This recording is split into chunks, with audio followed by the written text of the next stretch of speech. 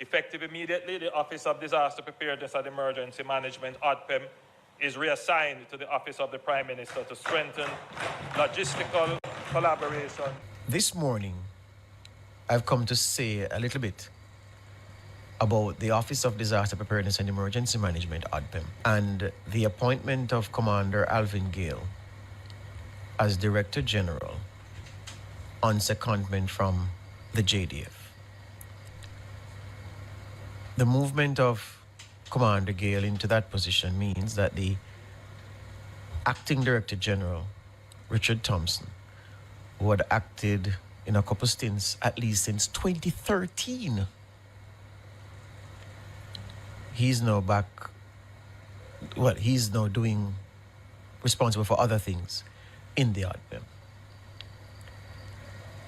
Based on what has been said by senior journalists with line of questioning at a press conference, what has been written, there was a Gleaner editorial, perhaps yesterday or the day before, about ODPEM.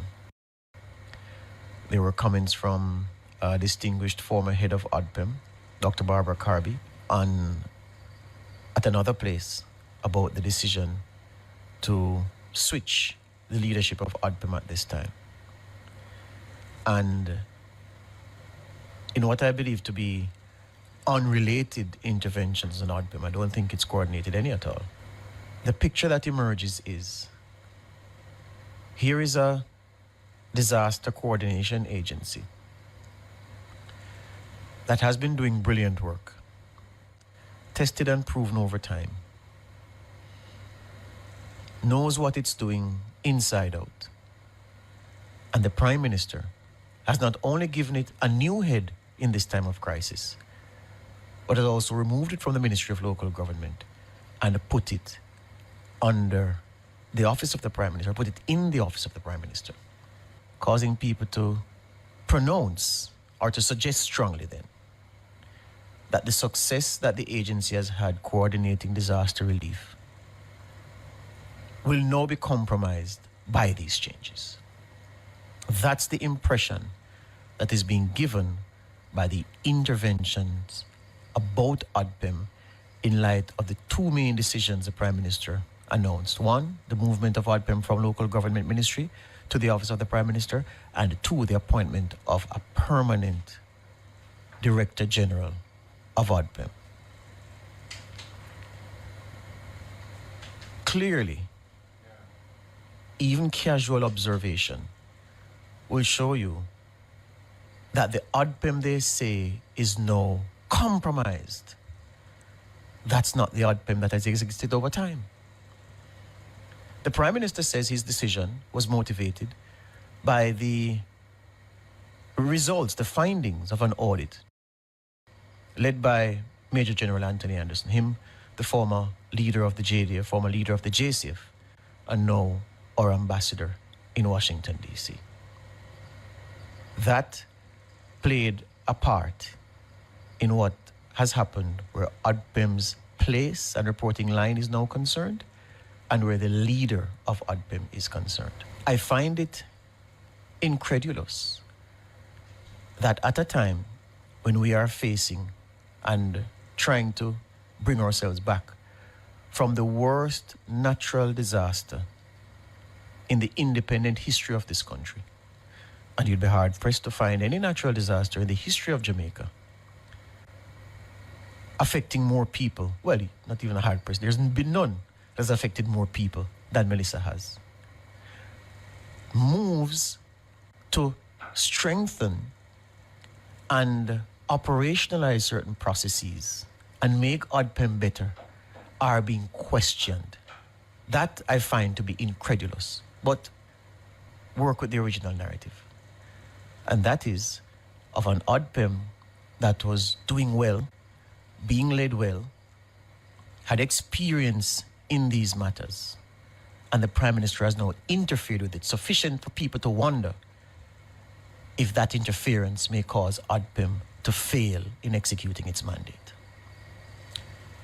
Fact one, ODPEM has never responded to a Category 5 hurricane before because the country has never faced one before. So this is uncharted territory for all concerned. That alone would have given any sensible government cause to say, okay, what can we do to make our primary disaster relief agency stronger in its job of executing its mandate, given that these are unprecedented matters that we're now asking them to attend to. Any sensible government, just by the fact of the Category 5 Melissa alone, would have given serious thought, if not action, to changes. Okay? But that's not the primary motivation for the change. By a performance management audit that ODPEM performed by the Auditor General's Department, and which was published in December of 2024. Very recent, less than a year ago, there were findings presented about ODPEM. So that is why I am confident that the ODPEM being projected by others who are engaging in the lamentations of Jeremiah over the changes at ODPEM, the picture they are painting is false. I'm not saying that they deliberately painted the picture false. I'm just saying the picture is false. Okay. When the Auditor General conducted that performance management audit, it found several things. One, ODPEM's strategic and operational plans for the 2020 to 2021, well, for 2020 to 2021 and 2022 to 2023, that period, were not approved by the Board of Management. It says these plans were intended to support its mandate as well as its coordinating role in emergency response and relief operations. Further, the budgets did not fully support the operational plans as capital projects were not included therein. A review of board meeting minutes for the period 2018-19 to 2022-2023 revealed that the board held discussions on ODPEM's plans. However, the approval process for 2020 to 2021, 2022 to 2023 were not concluded as the board cited the need for adjustments and stressed the urgent need for timely submission of key deliverables for which the management team is accountable. The Auditor General also found ODPEM failed to submit to its parent ministry annual reports and audited financial statements for the period 2018-19 to 2022-2023. So for 5 years, the ODPEM that they say is running so well that the Prime Minister ought not to have interfered with it. For 5 years, that ODPEM failed to submit to its parent ministry annual reports and audited financial statements. Over that same period, funding for ODPEM through the Consolidated Fund, the government put 1.946 billion of our money, because again, children, there's no such thing as government money. It's all taxpayers' money. The government put $1.946 billion of our money into ODPEM over that period, for which they did not submit audited financial statements or annual reports for those 5 years. The bulk of that allocation, of course, went to salaries. ODPEM, the Auditor General found, its ability to effectively manage disaster preparedness and relief operations was affected by its inability to attract new recruits at existing salaries, and the agency was beset by high employee turnover. They say that for the financial year 2018-19 to 2022-2023, 22 new employees were hired by ODPEM. But in this period, 36 people left the organization, including 14 in 1 year alone, 2022-2023. This is the ODPEM that we're being made to believe is doing so well organized, so well managed, that the intervention by the Prime Minister will knock it off its stride. The Auditor General also found that ODPEM's warehouse inventory management was so poor, and this is the one that made news out of this report, that $4 million in relief items were damaged. It had to be thrown away because it couldn't be used given how poor the storage of the relief supplies were. $4 million, not a lot, of money in context, but it's $4 million of our money that was thrown away because those relief supplies were not properly stored. And this is, ODPEM, the Auditor General says, having done the inspection of where the facilities where the relief supplies were being kept, and recommended that improvements were needed to prevent the relief supplies from spoiling. 4 years later, nothing was done. And that's what caused the relief supplies to continue deteriorating to the point where they had to be thrown out. This is the ODPEM that we're being told is so well run that to move it from local government, put it at OPM, to appoint a permanent Director General, those things are now going to interfere with this agency of government. The big one for me from this thing is this one. ODPEM, listen to this. ODPEM told the government that it needed an air conditioning unit at its head office. I'm finding the specific part of it to the right. The replacement of central air conditioning was identified in ODPEM's 2019 to 2023 strategic plan as a key deliverable.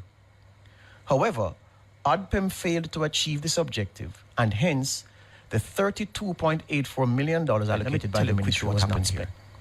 ODPEM said they needed central air conditioning. The government gave them $32.84 million of our money to put in the central air conditioning unit. ODPEM sat on the funds not for 1 year, not for 2 years, not for 3 years, not for 4 years. ODPEM sat on the funds, the Auditor General report says, for 5 years and did not spend the money, and the government took back the money after 5 years. Because the central air conditioning unit was not put in, staff had to be relocated from the area and housed elsewhere, and it caused a disruption in ODPEM's workflow, obviously. And after sitting on the funds for 5 years and not spending it, causing the government to take back the money, ODPEM then sends a new request after for $60 million to put in the same central air conditioning. Of course, them they get the money. So you got the money, didn't use it for 5 years, money was taken back. And they say, oh, all right, you're asking now for more. Almost double the sum 5 years later. And that has not been approved. The performance audit goes into fleet management. And I mean, there are many questions to ask about the funds provided for fleet management. ODPEM has a fleet of vehicles, one that is a 24-year-old truck that they have to maintain. Only $6 million for the whole year for the maintenance of the trucks and the fueling and the toll and all that. Government, well, do you underfund this aspect? What I'm saying, ODPEM's spending of money, injudicious. And they'd have to explain, I see no explanation yet, how is it that something that was central to your operations, air conditioning, that you got money for, didn't spend in 5 years, it was taken back, and you asked for $60 million, a different allocation, to do the same thing that you didn't do 5 years before when it was costing less to do it. You're not filing reports on time. Management not doing what it was supposed to do. The board of ODPEM not performing at optimum levels according to the Auditor General's report. That, people, listeners, viewers, is the ODPEM that the government has sought to put in a different and better position by just one announced change. That's not the extent of it, clearly not. But they've put in somebody at the helm different from the leadership that they've had before because they want different results. How is it that we are questioning moves to strengthen something given that there is evidence, ample amount of evidence, that the operationalization of ODPEM, the management of ODPEM, has been found wanting over time? And the Prime Minister says he's strengthening it. And we question, why is it that you're tinkering with it? Based on what I have just read, was ODPEM doing so well and being run so well and managed so well that it didn't need a kick up the backside, a change of leadership? You tell me.